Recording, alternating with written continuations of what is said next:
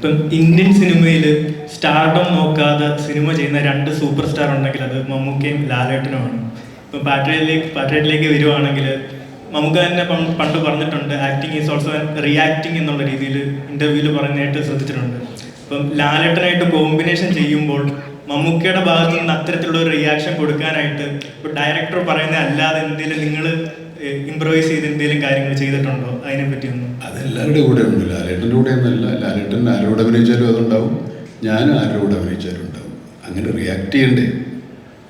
പിന്നെ അഭിനയത്തിൻ്റെ എല്ലാ കാര്യവും സംവിധായകൻ പറഞ്ഞു തരണം എന്നില്ല. നമ്മളധികം ബോധ്യപ്പെടുത്തിയാൽ നമ്മളെന്തെങ്കിലും കാര്യങ്ങൾ ചെയ്തിട്ടുണ്ടെങ്കിൽ അതിൻ്റെ തെറ്റ് തിരുത്തുക മാത്രമേ ഒരുവിധം പരിചയസമ്പന്നരായ സംവിധായകർ ചെയ്യാറുള്ളൂ. അല്ലാതെ എല്ലാവരും അപ്പുറത്തും ഇപ്പുറത്തും മാറി നിന്ന് മോണായിട്ട് കാണിക്കുമെന്നുള്ള ഡയറക്ടർ നമ്മളുടെ അടുത്ത് നമ്മുടെ സീൻ വായിച്ച് നമ്മൾ പറഞ്ഞ് മനസ്സിലാക്കി അതെങ്ങനെ ചെയ്യും ഒന്നോ രണ്ടോ പ്രാവശ്യം കണ്ട് എന്തെങ്കിലും തെറ്റുകളുണ്ടെങ്കിൽ തിരുത്തി അങ്ങനെ ബോധ്യപ്പെട്ടതിന് ശേഷമേ ഇത് ടേക്കായിട്ട് വരുള്ളൂ. ടേക്ക് എടുത്താലും അത് അദ്ദേഹം ഉദ്ദേശിക്കുന്ന തരത്തിൽ പൂർണ്ണമായ ഒരു പ്രകടനം ഉണ്ടായതിനു ശേഷമേ അത് ഓക്കെ ആകും.